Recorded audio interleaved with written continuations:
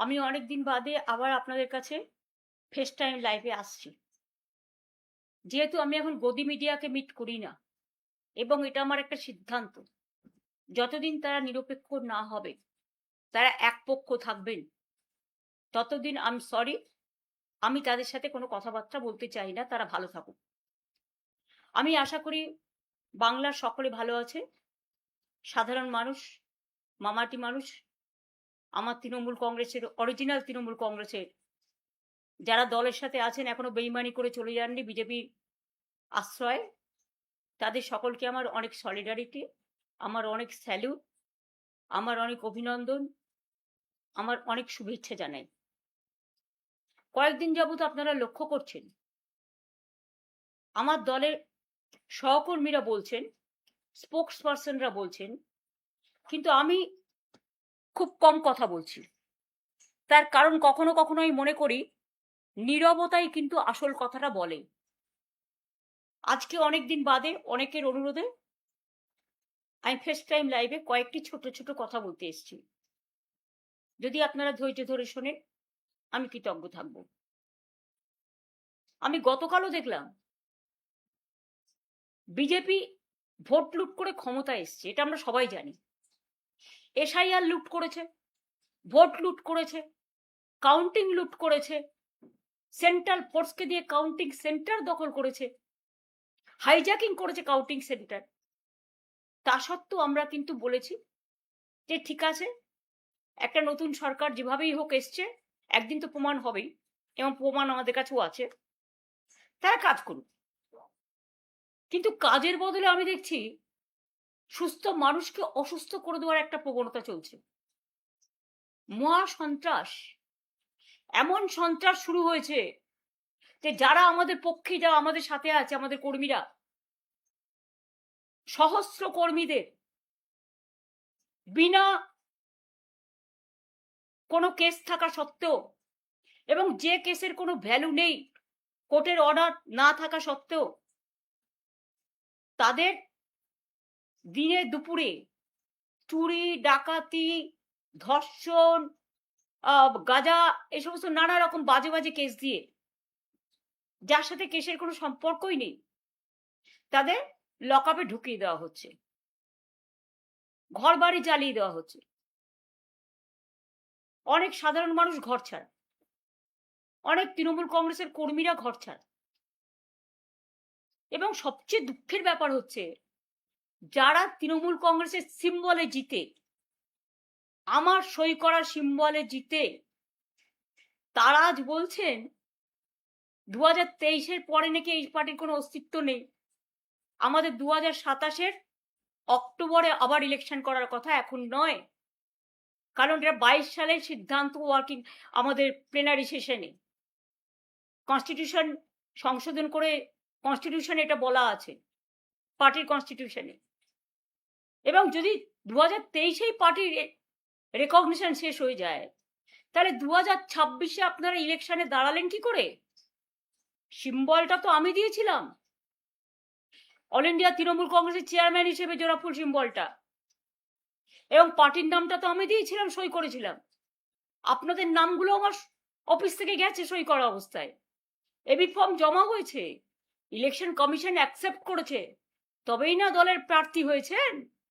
আর আজকে জিতে গিয়ে, যেহেতু বিজেপি নানান ছলে বলে কৌশলে, কঠোরতায়, নির্বাচন কমিশনকে সাথে নিয়ে ভোট লুট করে, নাম কেটে, নানা রকম অছিলায় সেন্ট্রাল ফোর্সকে দিয়ে একটা ভোট লুট করেছে, 2 মাসও ধৈর্য ধরতে পারলেন না, 2 মাসও ধৈর্য ধরতে পারলেন না, এত তাড়াতাড়ি দলের সাথে বেইমানি করে চলে গেলেন।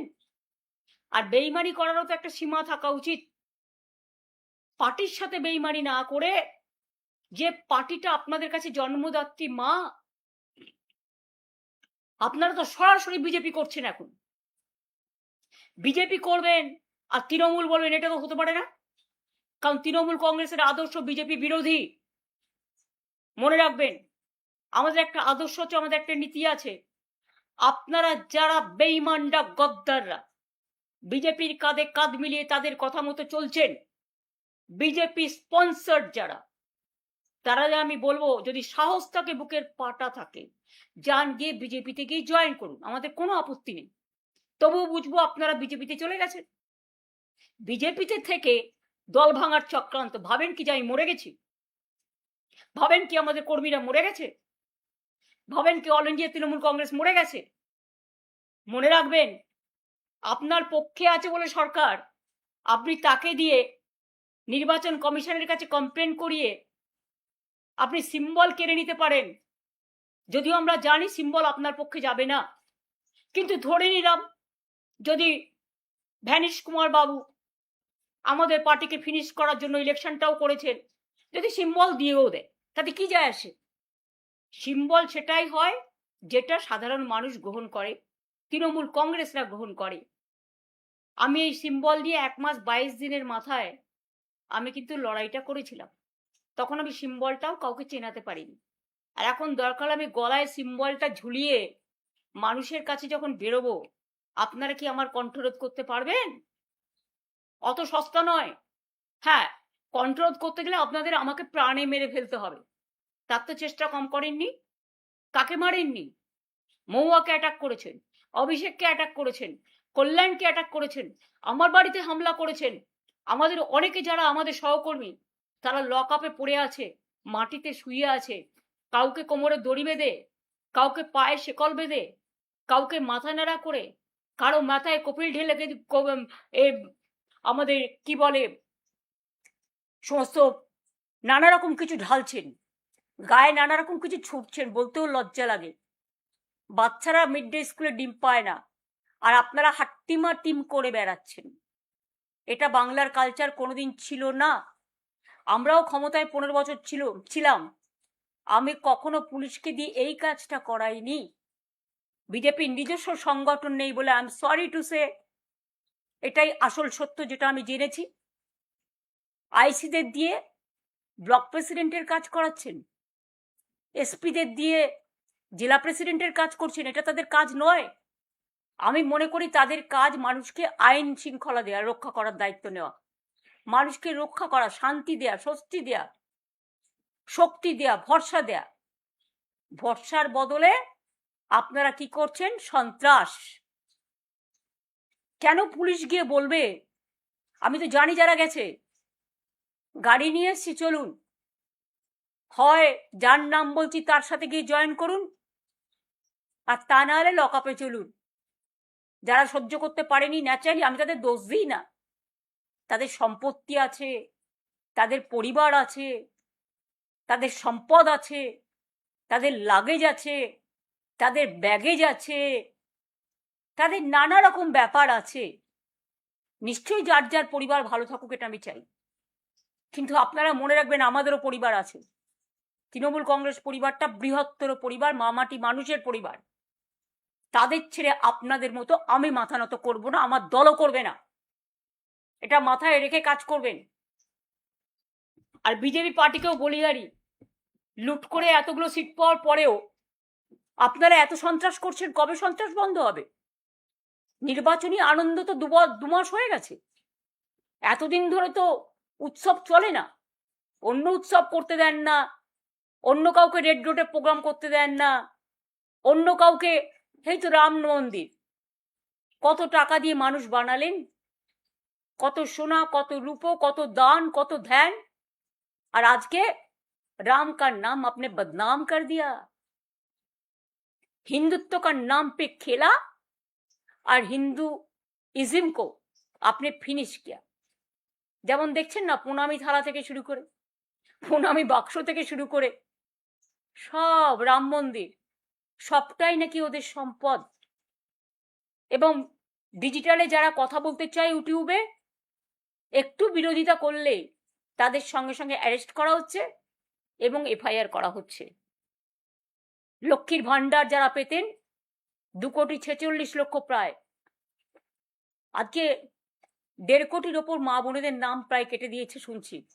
তারা হাহাকার করছেন। স্বাস্থ্যের চিকিৎসা জানি না কোথায় গিয়ে দাঁড়িয়েছে। মিড ডে মিলে যারা রান্না করতেন, মিড ডে মিলে যারা হেল্পার হিসেবে কাজ করতেন, তারাও আজকে হাহাকার করছেন। কাজ দেওয়ার ক্ষমতা নেই, কিল মারার গোসাই। লক্ষ লক্ষ মানুষের জীবন জীবিকা আপনারা কেড়ে নিয়েছেন। এমনকি বকটুয়ের একটা পরিবার আমার কাছে এসেছিল, যাদের 4 বছর আগে আমি চাকরি করে দিয়েছিলাম, পার্মানেন্ট চাকরি, সে চাকরি পর্যন্ত আপনারা কেড়ে নিয়েছেন। আমি যাদের চাকরি দিয়েছিলাম অনেক কর্মীকে আপনারা বসিয়ে দিয়েছেন। এত প্রতিহিংসা রাজনীতি কেন? আর গতকাল যারা গিয়ে তালা দিয়ে এলেন, ওটা ভাড়ায় ছিলাম আমরা। ভাড়াটা কতদিন পর্যন্ত ছিল? এই তার ডকুমেন্ট। এটা হচ্ছে 2027 সালের অক্টোবর পর্যন্ত অফিসটা আমাদের নেওয়া ছিল। কেউ গিয়ে বলছেন আমার নামে আমি সই করেছি। ব্যক্তিগতভাবে উনি সই করেননি, সইটা করেছেন পার্টি অথরাইজ করেছে বলে। কোনো ব্যক্তি চলে যেতে পারেন, কিন্তু ইনস্টিটিউশন চলে যায় না। এটা ইনস্টিটিউশনের সম্পত্তি, এটা মাথায় রাখতে হবে।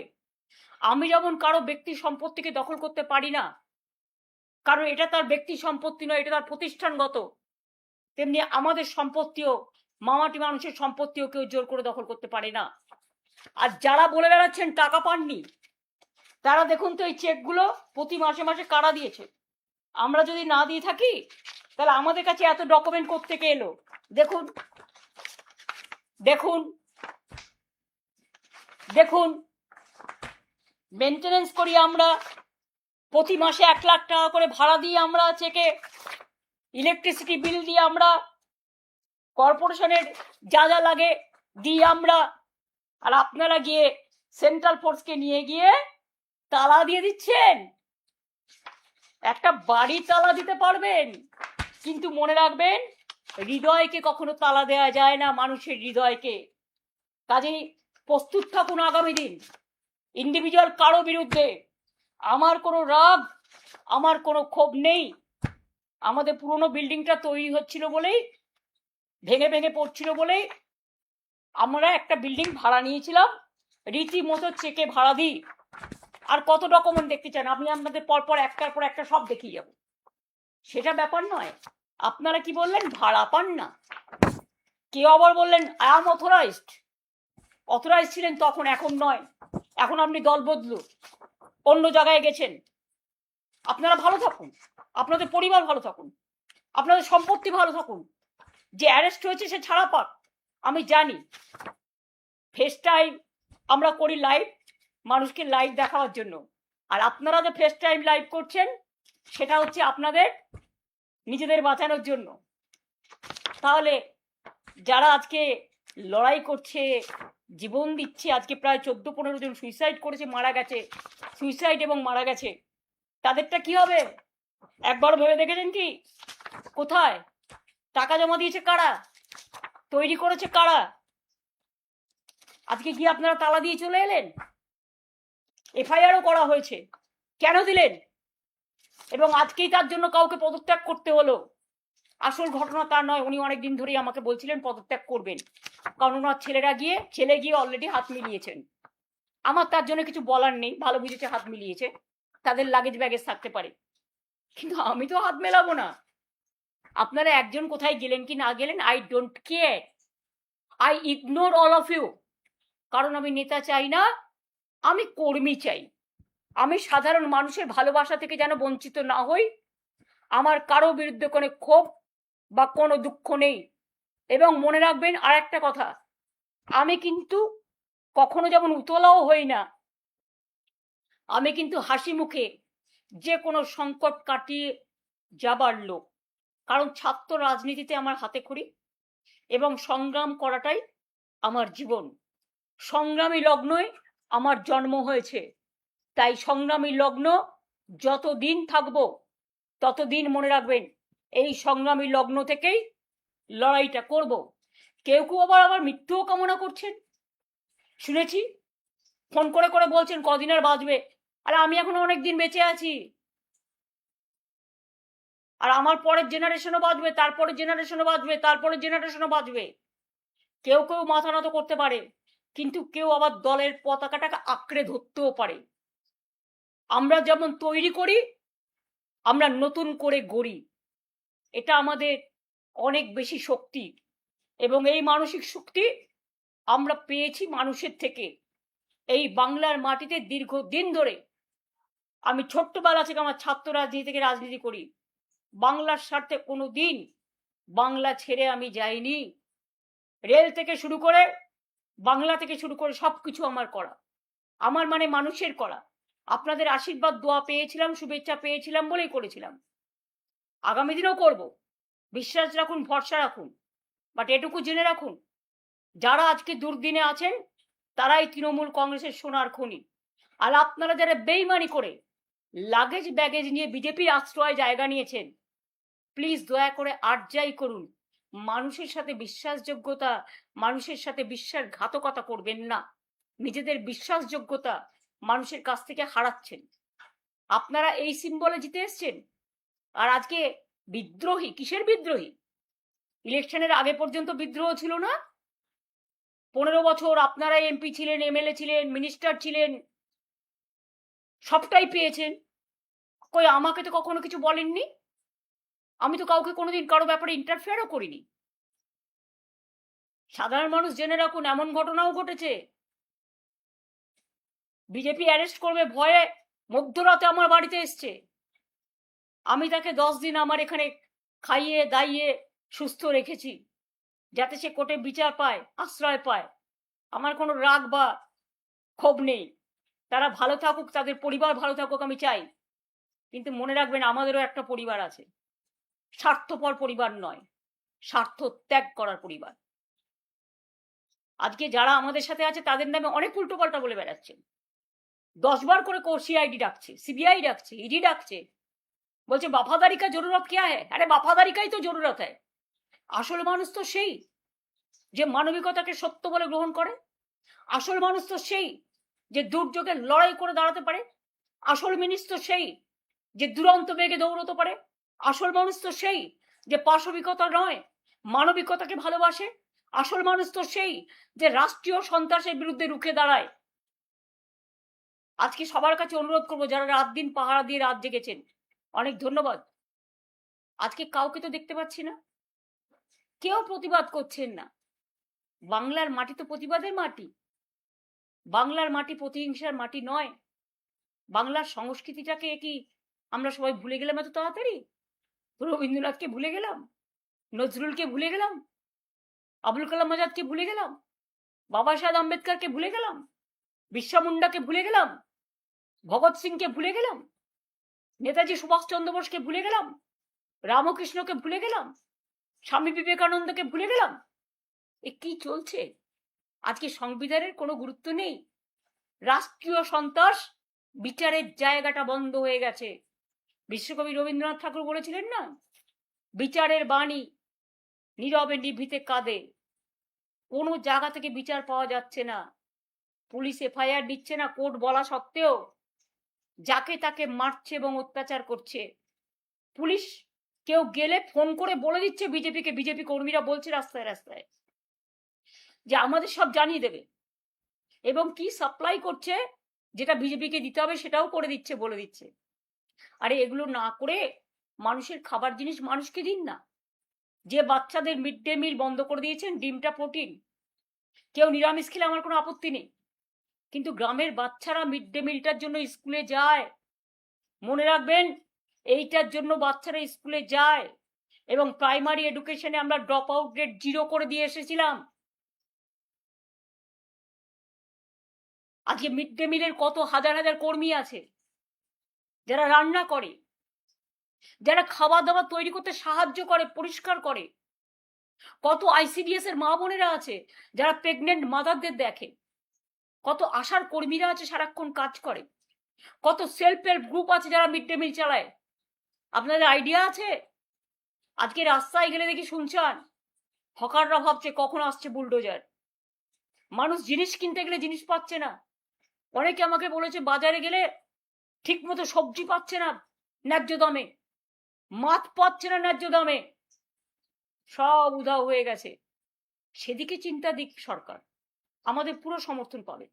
আমি কনস্ট্রাকটিভ ওয়ার্কে কখনো বিরোধিতা করি না।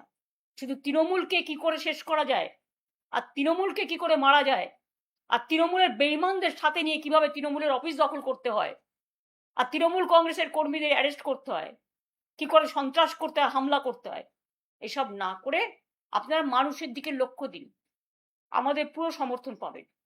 আর যিনি আজকে মুখ্যমন্ত্রী হয়েছেন আমার অনেক শুভেচ্ছা থাকবে, কিন্তু এটা আমি নিশ্চয়ই বলবো না যে আপনি মুখ্যমন্ত্রী হয়েছেন বলে আপনি তৃণমূলটা করেননি।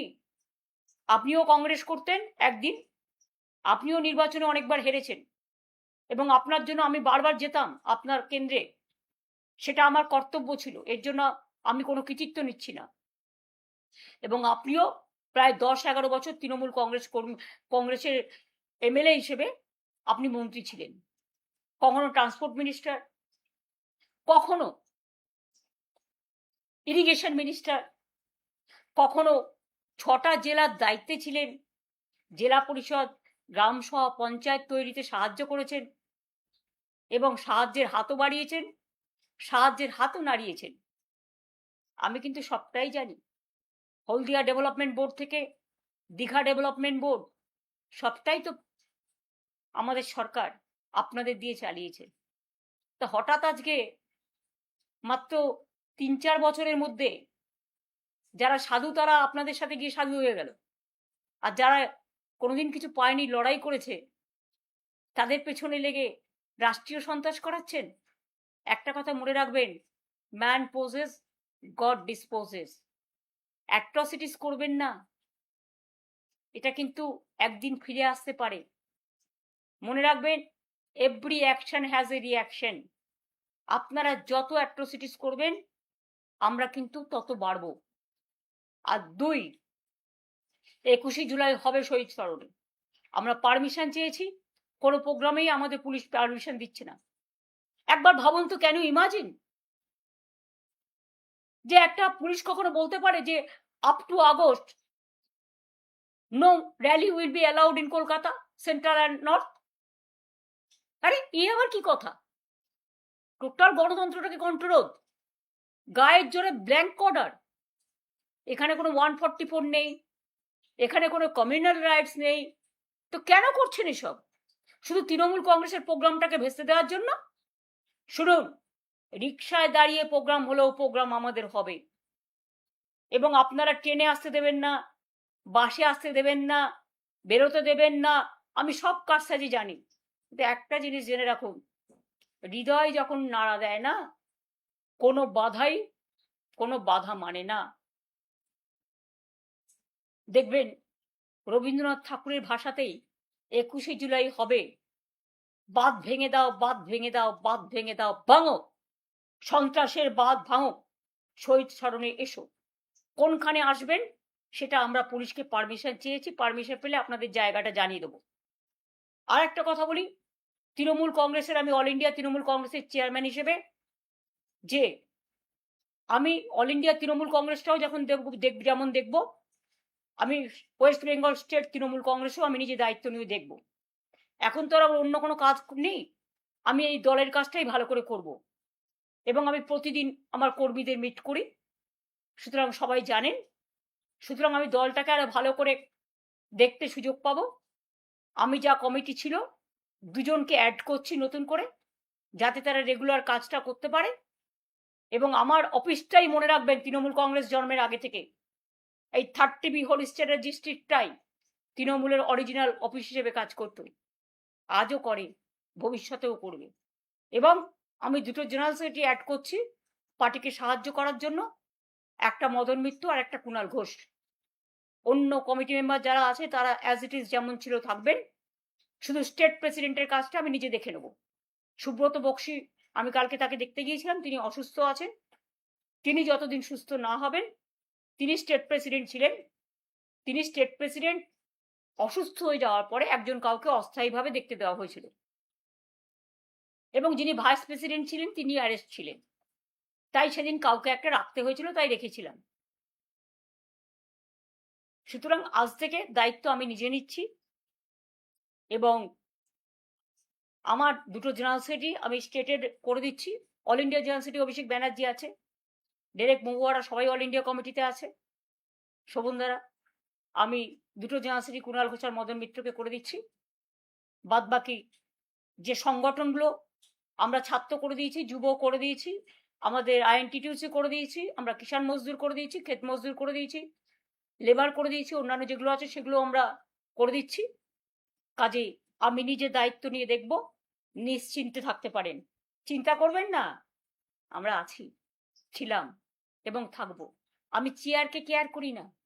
আমি কর্মীদের কেয়ার করি, ওরাই আমার সম্পদ। আর আমি মানুষকে কেয়ার করি। যতদিন বাঁচবো, মানুষের জন্য বাঁচবো আর কর্মীদের জন্য বাঁচবো। মাথায় রাখবেন। ভালো থাকবেন। সবাই দীর্ঘজীবী হন। সবাই ভালো থাকুন, সবাই সুস্থ থাকুন। সবার আরোগ্য কামনা করছি। শিশুরা ভালো থাকুন, ছাত্র যৌবন ভালো থাকুন। নিট পরীক্ষা নিয়ে অনেক রকম ঝামেলা চলছে। কোনো বিচার আপনারা পাননি। ভ্যাপাম নিয়েও বিচার পাননি। রাম মন্দির নিয়েও বিচার পাননি। প্রণামের বাক্সও চাইছে। কি বাকি আছে? মাত্র ২ মাসে এত লুট? তাহলে ভালো করে সরকারটা চালান, আমি এটুকুই বলবো। অনেক অনেক ধন্যবাদ। Thank you so much. Thanks much and thanks a lot. Jai Hind, Bande Mataram, Joy Bangla, Joy Trinamool Congress.